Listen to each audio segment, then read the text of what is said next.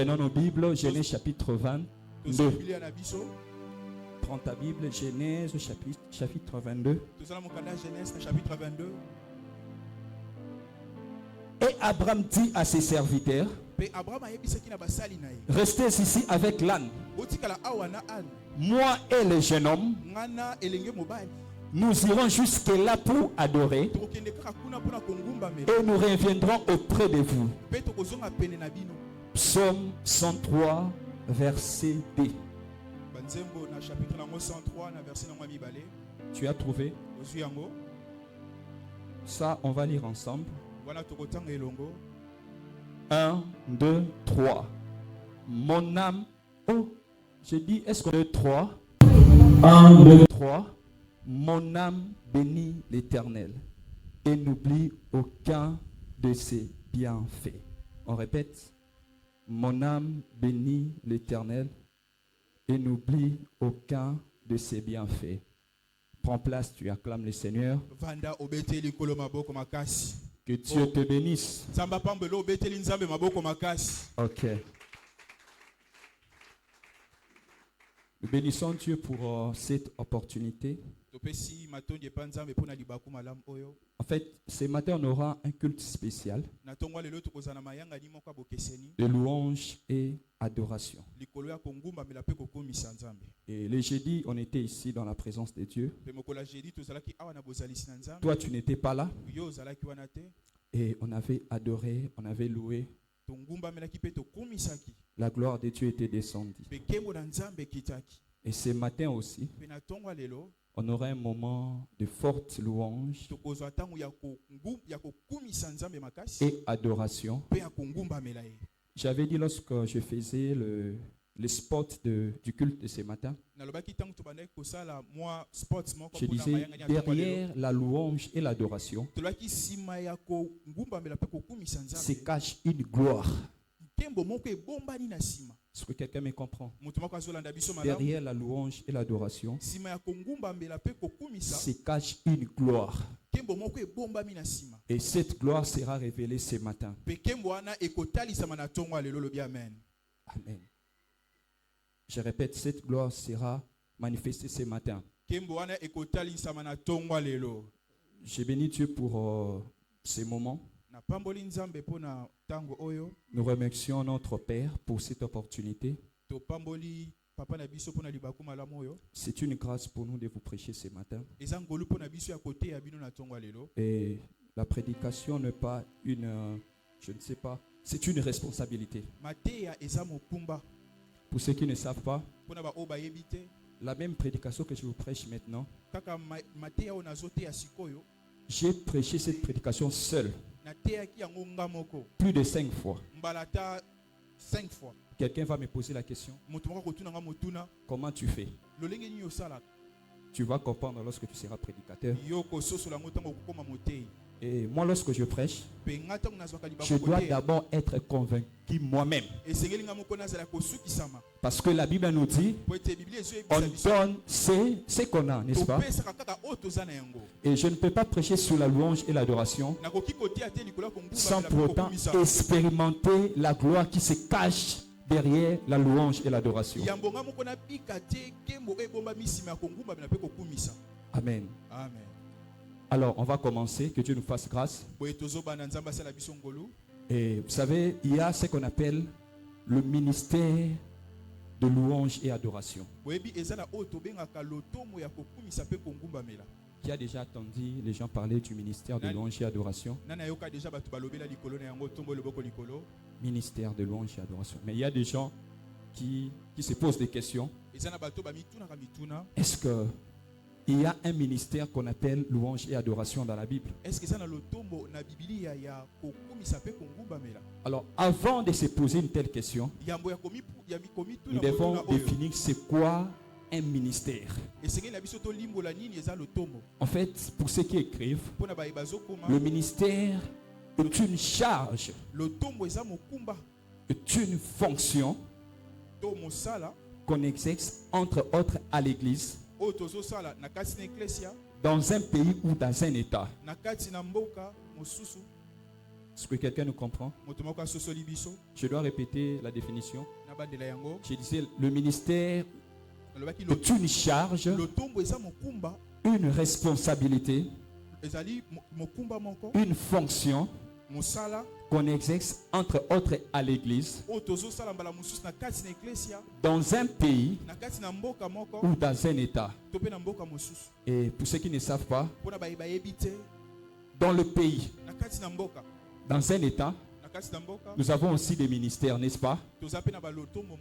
Il y a le ministère de la justice, le ministère de l'économie. Donc il n'y a pas seulement le ministère à l'église. Alors lorsque nous lisons Ephésiens chapitre 4, le verset 11, on nous parle de 5 ministères que Dieu a établis dans l'église. La Bible nous dit, il a donné les uns comme apôtres, les autres comme prophètes, les autres comme évangélistes et les autres comme pasteurs et docteurs. En fait, ils sont appelés les ministères fondamentaux. Parce que ce sont des ministères que Dieu a établis à l'église. Amen. Alors, notez bien. Il y a des ministères qui accompagnent ces 5 ministères. Ils ne sont pas des ministères fondamentaux, mais ce sont des ministères qui accompagnent ces 5 ministères que nous avons cités ici. Entre autres, nous avons le ministère de délivrance, le ministère de guérison, et parmi ces ministères, il y a aussi le ministère de louange et adoration. Alors, c'est quoi l'objectif de tous ces ministères? C'est pour le perfectionnement des saints et l'édification du corps de Christ. Que tu sois un prophète, que tu sois un pasteur, que tu sois un évangéliste, tout ce que vous allez faire, que tu sois modérateur, chantre, protocole, nous devons tout faire pour le perfectionnement des saints et l'édification du corps de Christ. Cela veut dire que ce que tu fais pour Dieu, ça doit édifier. Ta manière de faire le protocole doit édifier. Ta manière de chanter doit édifier. Là, tu dois te poser la question: est-ce que ce que tu fais pour le Seigneur, ça édifie l'église? Toi, tu es là quand tu fais le protocole aujourd'hui. Demain, tu ne vas plus faire. Ça ne nous édifie pas.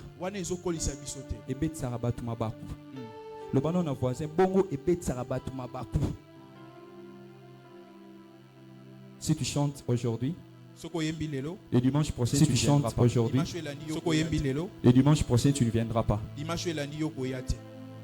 Ephésiens chapitre 4, verset 12. Ephésiens 4, 12. Par rapport aux objectifs de 5 ministères et le ministère qui accompagne ces 5 ministères, on nous dit c'est pour le perfectionnement des saints en vue de l'œuvre du ministère et l'édification du corps de Christ.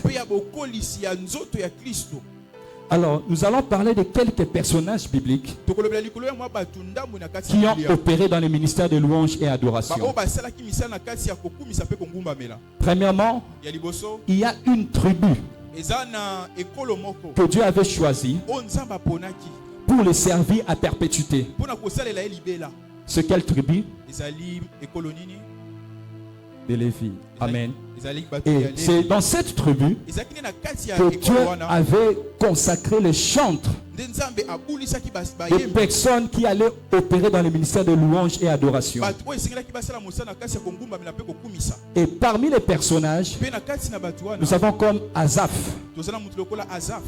Et pour ceux qui lisent la Bible, ils savent que le livre des psaumes, ou bien les cantiques qui se trouvent dans le livre des psaumes, ne sont pas seulement écrits par David. Il y a aussi les psaumes de Moïse. Il y a ce qu'on appelle les psaumes des fils d'Asaph. En fait, Asaph était une famille que Dieu avait choisie parmi les Lévites pour opérer dans le ministère de louange et adoration. Nous avons David. David était un chantre. Il jouait de la harpe. Vous connaissez l'histoire de Saül. Lorsque les esprits mauvais frappaient Saül, David jouait de la harpe. Et à chaque fois lorsque David jouait la harpe, Saül se sentait de plus en plus soulagé. Nous avons encore Myriam, la grande sœur de Moïse. Elle était chantre. Elle était aussi lévite. Amen. Amen. Alors nous avons un thème à développer ce matin. Que Dieu nous fasse grâce.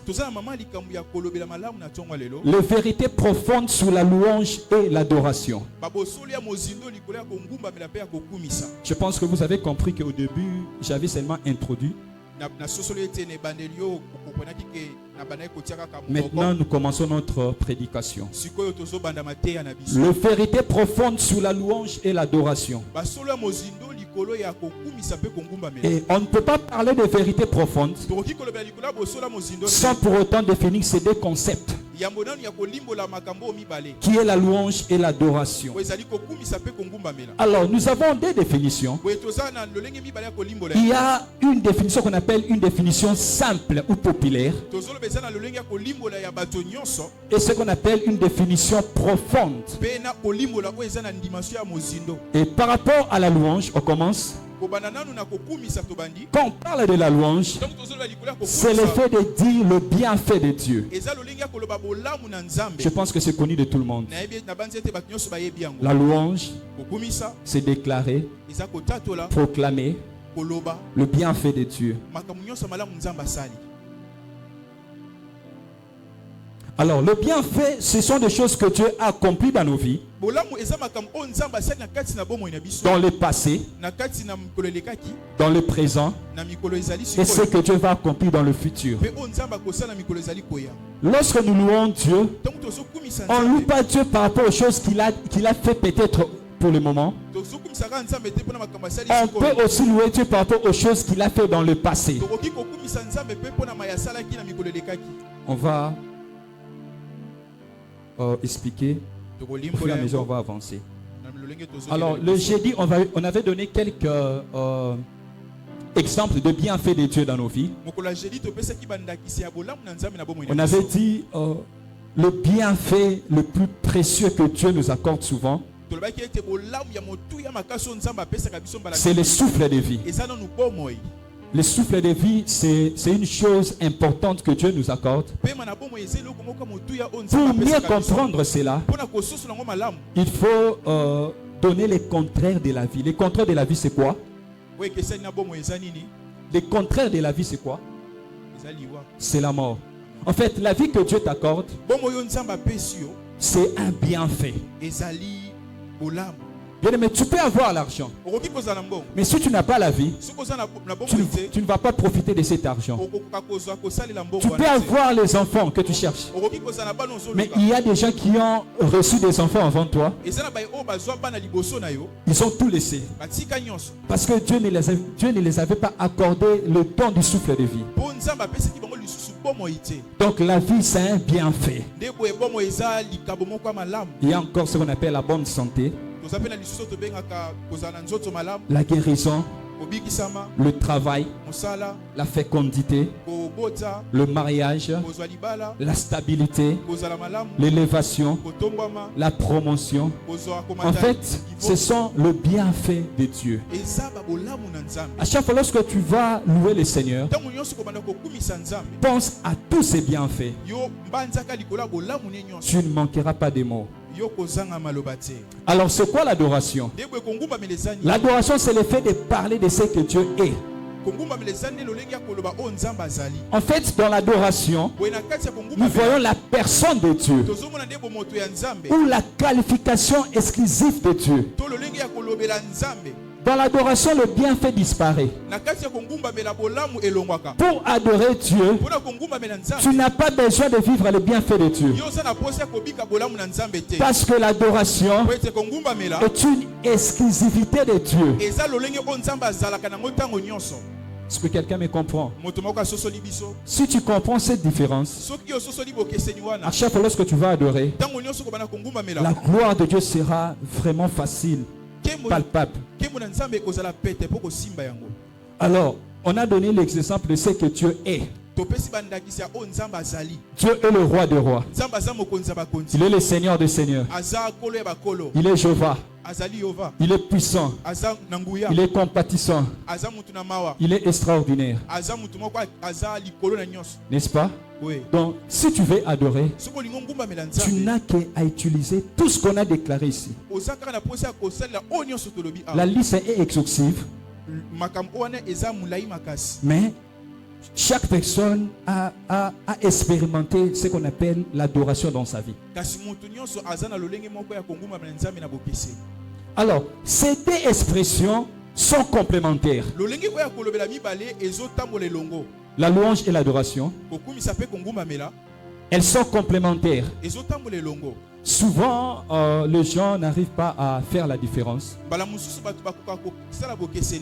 Certaines personnes adorent à la place de louer.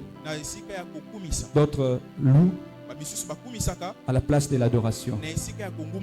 C'est complémentaire. Mais elles sont distinctes. Il y a toujours une différence. Mais c'est complémentaire. Alors, on va donner la définition approfondie de la louange et l'adoration. On commence par la louange. La louange, c'est célébrer les œuvres de Dieu. Tandis que l'adoration s'adresse à la personne de Dieu.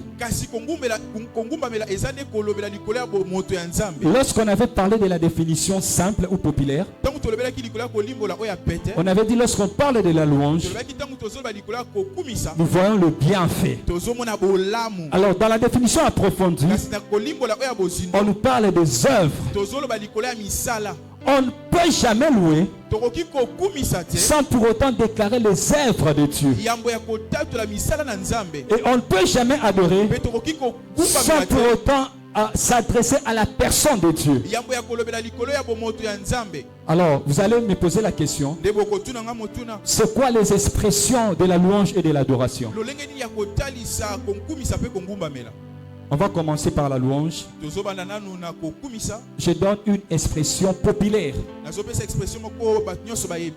Le chant, les cantiques. Souvent lorsqu'on dit on va louer le Seigneur, tout le monde a tendance à penser aux cantiques, n'est-ce pas? Ce n'est pas mauvais, mais c'est l'une des expressions. À part le chant ou les cantiques, il y a les paroles. Peut-être tu ne sais pas chanter. Tu peux même déclarer des paroles. Donc tu n'es pas obligé seulement de chanter. Même celui qui déclare des paroles, il peut aussi louer. Il y a le geste. Il y a certaines choses que tu as accomplies dans ta vie. Peut-être que tu n'auras pas le temps de chanter, ni de déclarer des paroles. Il y a des gens qui font seulement des gestes. Lorsque vous voyez quelqu'un faire certains gestes, des fois il faut faire très attention. Peut-être il a vécu la grâce de Dieu dans sa vie. Peut-être il est en train de louer le Seigneur. En fait, c'est l'une des expressions. Il y a le sourire.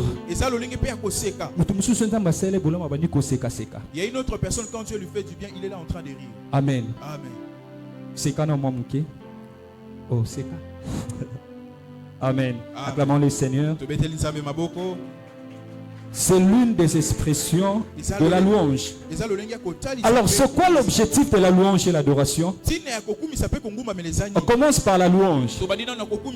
Lorsqu'on loue le Seigneur, on reconnaît ce que Dieu a fait dans le passé, dans le présent, et ce qu'il fera dans le futur. J'avais dit qu'il y a certains sujets qu'on va développer lorsqu'on va parler de vérité profonde. Bien aimé, il y a des choses que tu as accomplies dans ta vie dans le passé. Je sais que pour l'instant, tu traverses des moments très difficiles. Lorsque tu regardes ta vie, les choses ne marchent pas. Vraiment, il n'y a aucune avancée. Il n'y a aucune évolution. Mais bien aimé, dans le passé, il y a des choses que Dieu a fait dans ta vie. Il y a des choses que Dieu a fait dans ta famille. Ces choses-là constituent aussi l'objet de ta louange. Est-ce que quelqu'un me comprend? Tu étais malade, Dieu t'avait guéri. Tu avais des problèmes, Dieu t'avait sauvé. Tu peux aussi louer Dieu par rapport à ces choses-là. Les chrétiens sont devenus des ingrats. Ils veulent vivre les choses seulement dans le présent. Lorsque tu dois louer seulement par rapport à ce que Dieu a fait dans ta vie dans le présent, ta louange ne sera pas complète. Amen. Amen. Soyez reconnaissants. Raison pour laquelle quelqu'un comme David, il dit, mon âme bénit l'Éternel et n'oublie aucun de ses bienfaits. Quand tu parles de bienfaits, il ne voit pas seulement les bienfaits présents, même les choses passées. Lorsque vous lisez la vie de David, vous allez voir qu'il a traversé un monde très difficile, très compliqué. Quand il parle de bienfaits, il fait souvent allusion aux choses qu'il a vécues dans le passé. Il y a aussi les bienfaits présents. Il y a des choses que Dieu a fait dans ta vie présentement. Ça doit aussi constituer l'objet de ta louange. Il y a aussi le bienfait futur. Alors, comment détecter un bienfait futur? Vous savez, chacun de nous a une promesse de Dieu, n'est-ce pas? Il y a des choses que Dieu t'a dit. Il y a des choses que Dieu t'a promis. Souvent, lorsque tu veux attirer la faveur de Dieu, tu dois apprendre à louer Dieu par rapport aux choses qu'il va accomplir dans ta vie dans le futur. Est-ce que quelqu'un me comprend? On a prophétisé sur ta vie. On a dit que Dieu te fera grâce. Dans le jour qui arrive, tu vas te marier. Des fois, lorsque tu veux louer, tu commences à louer le Seigneur par rapport à ces mariages que tu n'as pas encore vus, par rapport aux enfants qu'on a déclarés sur ta vie que tu n'as pas encore vus. Tu loues par rapport à ces enfants. Est-ce que quelqu'un nous comprend? Mais si tu comprends la louange de la sorte, tu vas attirer la faveur de Dieu. Amen. Alors, l'adoration. L'adoration est une attitude de cœur, de l'esprit et de l'âme. Et lorsque nous parlons de l'adoration, ces trois dimensions doivent opérer. Ton cœur, ton esprit et ton âme. Raison pour laquelle, lorsque Jésus était en train de parler à la femme samaritaine, il dit, les vrais adorateurs adorent le Père en esprit. Pourquoi on doit adorer Dieu en esprit? Parce que l'adoration touche la personne de Dieu. Alors, pour toucher la personne de Dieu, tu dois être spirituel.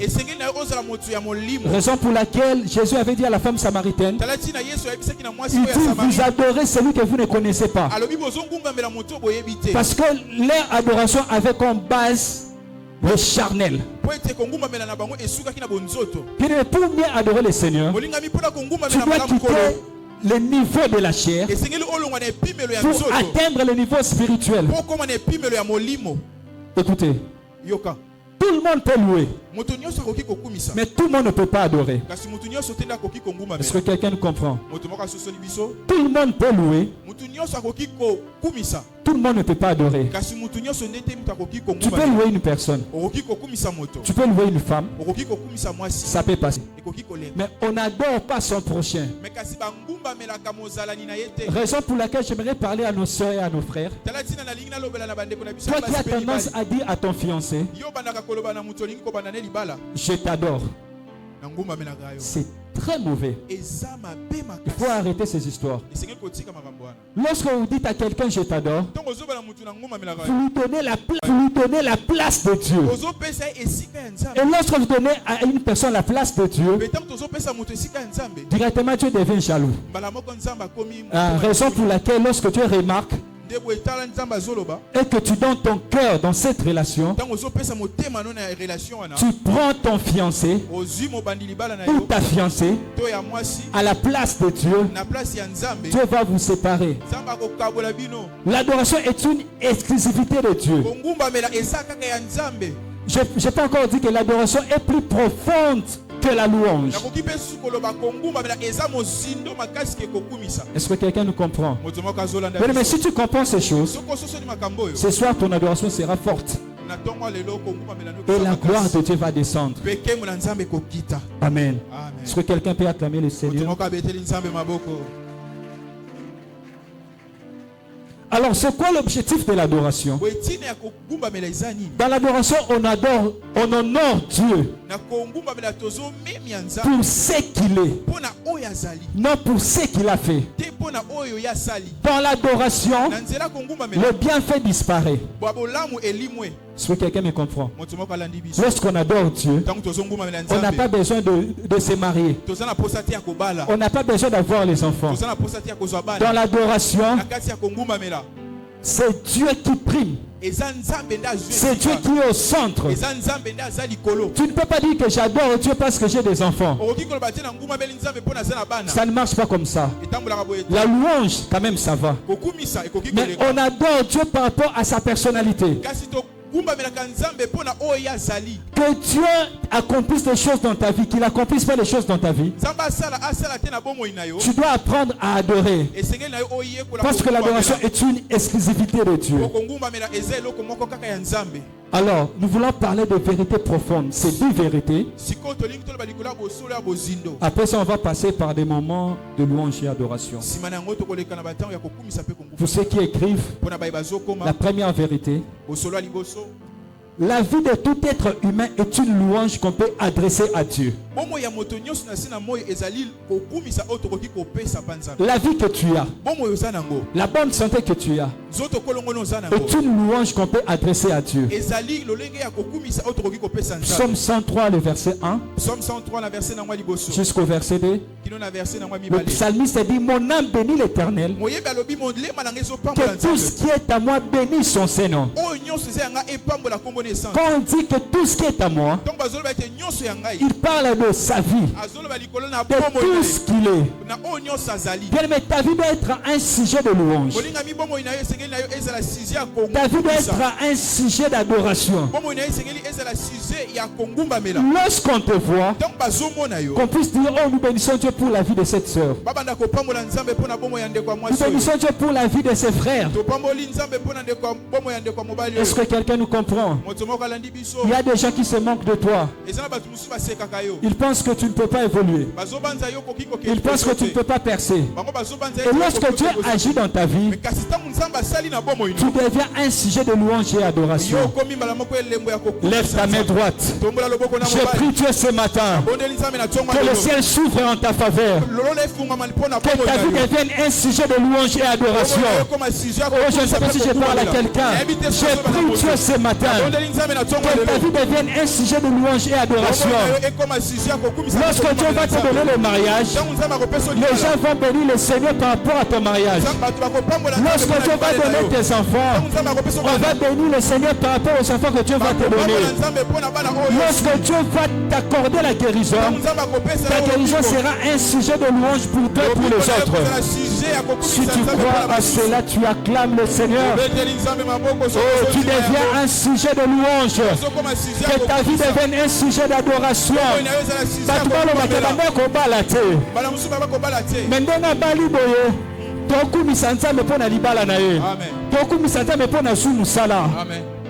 Est-ce que quelqu'un nous comprend? La vie de tout être humain est une louange qu'on peut adresser à Dieu. Deuxième vérité. On peut louer Dieu partout. N'importe où. Et n'importe quel endroit. Donc la louange n'a pas de barrière. Dis à ton voisin, la louange n'a pas de barrière. On ne loue pas seulement Dieu à l'église. Même à la maison, tu peux louer Dieu. Même au travail, tu peux louer Dieu. Pourquoi j'ai parlé de ces choses? Parce que j'avais dit qu'il y a des expressions de louange et adoration. Peut-être lorsque tu es au travail, tu ne peux pas chanter. Mais tes gestes peuvent louer Dieu. Donc la louange n'a pas de barrière. Psaume 150 verset 1. Psaume 150 verset 1. Jusqu'au verset 6. Verset 6. Louez l'Éternel. Louez Dieu dans son sanctuaire. Louez-le dans l'étendue où éclate sa puissance. La louange n'a pas de barrière. Que personne ne t'empêche de louer. Que personne ne t'empêche de louer. Amen. Amen. Troisième vérité. La louange est universelle. Elle unit toute la création. Elle unit toute la nation. Psaume 66. Psaume 66. Le verset 4. Toute la terre se prosterne devant toi. Elle chante en ton honneur. Elle chante ton nom. On a dit toute la terre. Bien aimé, même en Chine, il y a des gens qui louent le Seigneur. Même aux États-Unis, il y a des personnes qui louent le Seigneur. Dans nos villages, dans nos territoires, il y a des gens qui louent le Seigneur. La louange est universelle. Raison pour laquelle un chrétien mature, tu ne peux pas quitter Kinshasa. Tu te retrouves en Europe. Tu n'arrives pas à louer. Il y a des gens qui sont comme ça. À Kinshasa, tu étais zélé. Tu pars en Europe. Tu n'arrives pas à louer. La louange est universelle. Partout où tu vas te retrouver, apprends à louer le Seigneur. Quatrième vérité profonde. La louange est souvent le point de départ de la prière. Notez bien. Bien aimé, tu ne peux pas commencer à prier sans pour autant louer le Seigneur. En fait, la louange est le point de départ. Il y a des chrétiens qui prient. Leurs prières ne sont pas exaucées. C'est parce qu'ils négligent certaines choses. Tu ne peux pas commencer ta prière en disant Seigneur, souviens-toi de mes enfants. C'est bien. Mais le point de départ de la prière, ça doit être d'abord la louange et l'adoration. Avant de demander à Dieu, il faut commencer par louer. Écoutez, les hommes de ce monde, ils ne peuvent pas te donner quelque chose. C'est seulement si tu n'arrives pas à les célébrer. Raison pour laquelle tu vas voir certaines personnes, avant de partager, il faut qu'on les flatte. Bien aimé, Dieu est le roi des rois. Avant de t'accorder ce que tu lui demandes, tu dois d'abord élever son nom. Apprendre à le louer. Il ne faut pas renverser les choses. Raison pour laquelle tes prières ne sont pas exaucées. Parce que tu sautes des étapes. Avant de demander quoi que ce soit, avant de chasser les démons, commence d'abord par louer le Seigneur. C'est très important. Bakangela bisokara synthétiseur, fini bouton, maquiller les aussi là. Synthétiseur kuna na mixeur. Cinquième vérité profonde. L'adoration. Alléluia. Amen. Nous parlons de l'adoration maintenant. L'adoration authentique dépasse le lieu physique et devient une connexion spirituelle. Est-ce que je parle à quelqu'un? L'adoration, c'est d'abord spirituel. J'avais dit, tu ne peux pas dire à Dieu ce qu'il est si tu n'es pas spirituel. Raison pour laquelle il faut souvent quitter les niveaux de la chair. Il y a certaines choses que tu ne peux pas expérimenter. C'est seulement si tu es toujours dans la chair. Jean chapitre 4 verset 23. Jean 4 23. Mais l'heure vient. Elle est déjà là où le vrai adorateur adore le Père en esprit et en vérité. Ton adoration n'est pas exaucée parce que tu n'es pas spirituel. Quelqu'un qui est charnel ne peut pas adorer parce qu'il ne connaît pas Dieu. Parce que l'adoration touche le cœur de Dieu. Elle touche la personne de Dieu. Bien, mais quitte ce niveau de la chair. Monte dans le niveau spirituel. Je vous dis ce matin, si tu apprends à adorer Dieu de la même manière qu'on est en train de vous prêcher ce matin,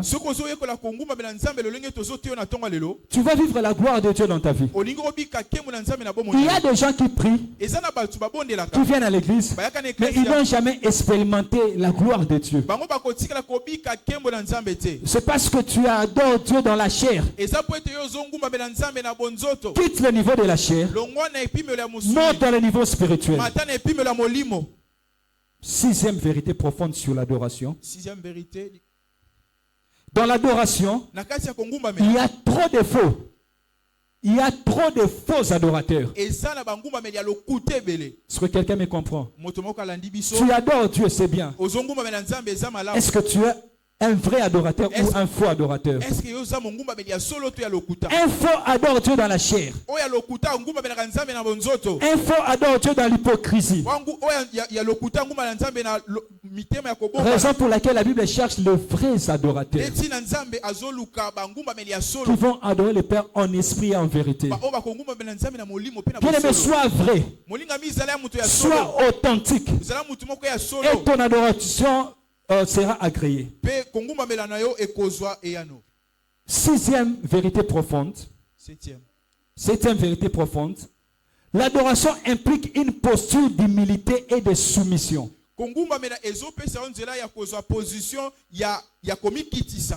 Dans l'adoration, il y a l'humilité.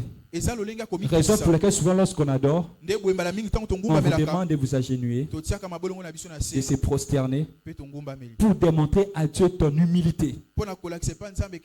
C'est une posture d'humilité. Psaume 95 verset 6.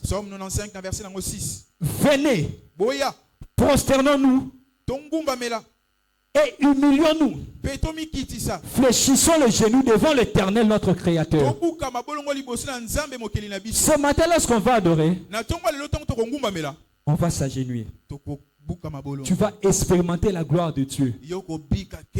Notre Dieu est le roi des rois. Lorsqu'on l'adore, on doit montrer une posture d'humilité. Et que cela ne te dérange pas lorsqu'on te dit mets-toi à genoux pour adorer le Seigneur. Nous savons ce que nous disons. Amen. Amen. Huitième vérité profonde. L'adoration est une offrande de soi. Une consécration. Je vais expliquer. J'ai dit que pour adorer le Seigneur, tu dois les connaître. Et pour adorer Dieu profondément, tu dois être consacré. Toi, tu fais n'importe quoi. Tu viens pour adorer le Seigneur. Ton adoration ne sera pas agréée. Tu dois te consacrer à Dieu. Tu dois te donner comme une offrande. Vous savez, si tu es consacré, tu n'auras même pas le temps de déclarer des mots pour adorer le Seigneur. Lorsque tu regardes seulement ta consécration, Dieu voit une adoration qui monte au devant de son trône. Psaume 63, le verset 4. Je te bénirai toute ma vie. Je lèverai mes mains en ton nom. Le psalmiste a dit, je te bénirai toute ma vie. Ce que je suis, tout mon parcours, je te bénirai. 9e vérité profonde. Vérité 9e yabozindo. Les circonstances n'arrêtent pas l'adoration. Est-ce que quelqu'un me comprend? Que ta maladie n'arrête pas ton adoration. Que ton chômage n'arrête pas ton adoration. La Bible nous parle de Job. Job avait perdu tous ses biens. Dans un seul jour, il a perdu ses enfants. Il a perdu ses serviteurs. Il a perdu tous ses biens. Mais j'aime ce que Job a déclaré. Job 1, verset 20. Alors Job s'éleva, déchira son manteau et se rasa la tête. Puis se jeta par terre, il se prosterna. C'est déjà l'adoration. Verset 21. Elle dit, je suis sorti ni du sein de ma mère, et ni je retournerai dans le sein de la terre. L'Éternel a donné, et l'Éternel a ôté. Que le nom de l'Éternel soit béni. Amen. Amen. Cet homme traversait des moments très difficiles. Yozalaka so likambo komi. Osanga maloba ko adorer Nzambe. Que les circonstances ne brisent pas ton adoration. J'avais dit que dans l'adoration, le bienfait disparaît. Dieu n'a pas besoin d'accomplir des choses dans ma vie. Dieu n'a pas besoin de me donner des enfants pour adorer. Dieu n'a pas besoin de me donner un diplôme pour adorer. Que les circonstances n'arrêtent pas ton adoration. Sois comme Job. Il dit l'Éternel a donné. Et l'Éternel a repris. Que le nom de l'Éternel soit béni. Même si tu perds les enfants, ce n'est pas un problème. Même si tu n'as pas encore un mariage, que cela n'arrête pas ton adoration. Amen. Amen. 10e vérité. Vérité à 10e. Il faut apprendre à adorer Dieu avec le bien. Dis avec moi offrande. Offrande. Une offrande, c'est aussi une adoration. Amen. Amen. Matthieu chapitre 2, le verset 11. On nous parle de mages. Ils sont retrouvés là où le bébé Jésus était. Ils ont apporté les offrandes pour adorer Jésus. On va lire Matthieu 2, chapitre 11. Ils entrèrent dans la maison, virent les petits enfants avec Marie sa mère, se prosternèrent et l'adorèrent. Il ouvrit ensuite les trésors et lui offrit en présent de l'or, de l'argent et de la myrrhe. Vous voyez, l'adoration c'est aussi une offrande. Lorsque Dieu te bénit, lorsque Dieu te donne quelque chose, le fait de venir donner ton offrande, le fait de venir soutenir l'œuvre de Dieu, c'est aussi une autre forme de l'adoration. Est-ce que quelqu'un nous comprend? Lorsque tu adores Dieu avec tes biens, Dieu va protéger tous tes biens. Raison pour laquelle il y a des gens qui ne sèchent pas parce qu'ils apprennent à adorer Dieu avec leurs biens. Le mage connaissait ces choses. Raison pour laquelle ils se sont dit, cet homme est Dieu. Nous voulons l'adorer. Mais on ne peut pas l'adorer la main vide. On doit apporter une offrande. Quand on parle d'une offrande, on ne voit pas seulement l'argent.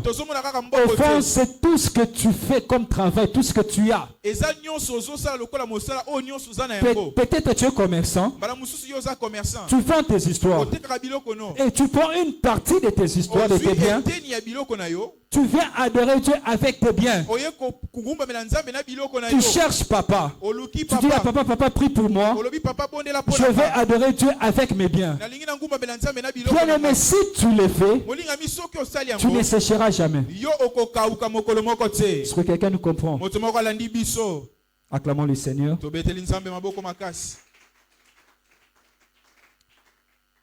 La dernière des choses, on va parler de la louange. Une vérité profonde. Écoutez, la louange accorde la délivrance. Pour ceux qui écrivent, la louange accorde la délivrance. Des fois, tu n'as pas besoin de chasser les démons. Apprends seulement à louer. Actes chapitre 16. On nous parle de Paul et Silas. Verset 25. Acte 16, 25. Vers le milieu de la nuit, Paul et Silas priaient et chantaient les louanges de Dieu. Et les prisonniers les attendaient. Tout à coup, il se fit un grand tremblement de terre, en sorte que le fondement de la prison fut ébranlé. Au même instant, toutes les portes s'ouvrirent et le lien de tous les prisonniers fut rompu. Qu'est-ce qu'ils ont fait? Ils ont loué le Seigneur. Qu'est-ce qui s'est passé? Les chaînes se sont brisé. Est-ce que quelqu'un me comprend? Lève ta main droite. J'ai pris Dieu ce matin. Lorsque tu vas louer, lorsque tu vas louer le Seigneur pour ses bienfaits, pour sa faveur, que tous les liens de ta famille soient brisés, que la condamnation de ta famille soit brisée, que la malédiction de ta famille soit brisée. Là où tu étais comme un prisonnier, que la louange puisse te libérer. Est-ce que quelqu'un peut se lever? Tu acclames le Seigneur. Lève-toi, on acclame le Seigneur.